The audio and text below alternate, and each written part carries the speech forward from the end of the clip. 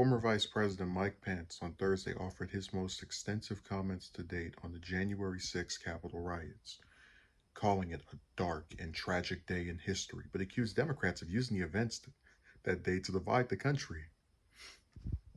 They can never just condemn something, it always has to be a partisan attack.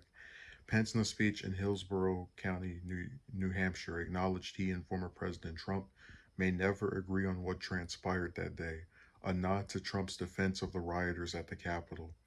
But Pence called for the nation to move on from the attack on the Capitol that left multiple people dead as protesters halted the certification of President Biden's electoral victory. As I said that day, January 6th is a dark day in the history of the United States Capitol, Pence said. But thanks to the swift action to the Capitol Police, or they put faux the Capitol Police. They meant to put of, but the Hill has its lovely grammatical errors. But thanks to the swift action of the Capitol Police and federal law enforcement, violence was quelled. The Capitol was secured, and that same day we reconvened the Congress and did our duty under the Constitution and the laws of the United States, Pence said. You know, President Trump and I have spoken many times since we left office, and I don't know if we'll ever see eye to eye on that day, but I will always be proud of what we accomplished for the American people over the last 4 years, Pence said to Applause. And I will not allow Democrats or their allies in the media to use one tragic day to discredit the aspirations of millions of Americans, or allow Democrats or their allies in the media to distract our attention from a new administration intent on dividing our country to advance their radical agenda. My fellow Republicans, for our country, for our future, for our children and our grandchildren, we must move forward united. Pence had until Thursday mostly avoided discussing the events of January 6th, when he was whisked to safety as demonstrators called for him to be hanged. He and lawmakers returned to the congressional chambers to certify Biden's victory once the Capitol had been cleared. So it's nice to see Pence actually finally acknowledge his differences with Trump and stop playing this game of let me just not say anything while Trump runs his mouth all the time.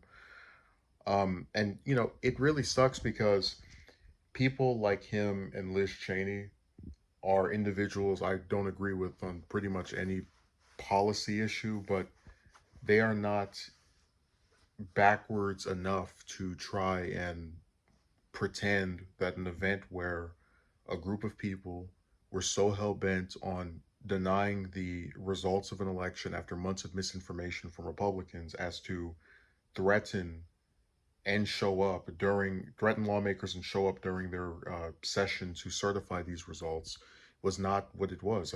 It's just so sad that people just admitting what happened is now a strong, brave stance to take because there are so many people trying to downplay it and undercut it.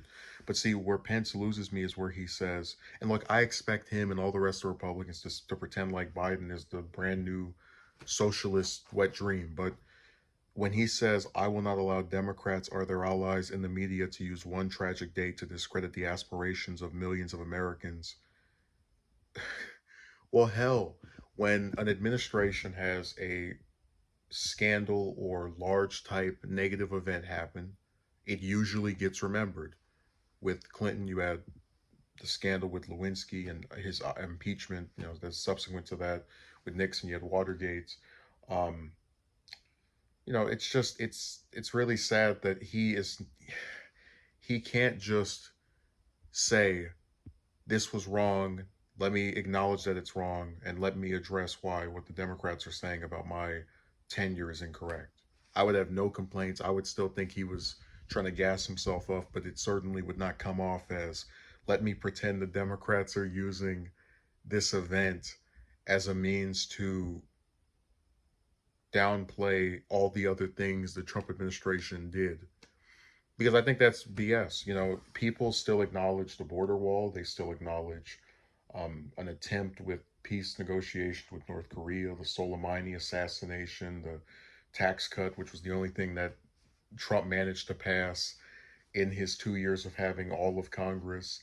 They acknowledged the three Supreme Court justices that were confirmed. There's a lot of stuff that gets recognized, whether we like it or not, as people who are, I guess, opponents of his policies.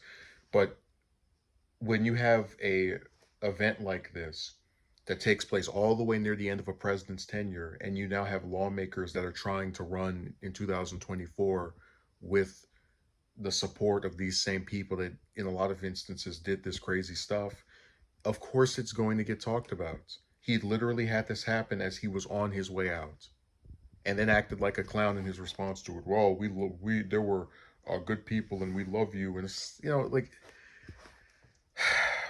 I'm glad Pence came out and I guess spoke more about it, but it's like, just drop the partisan lens for 2 seconds. Nobody is using this attack to pretend the rest of your tenure didn't happen. We'd love to do that, but it's kind of hard to when you got to clean up this mess.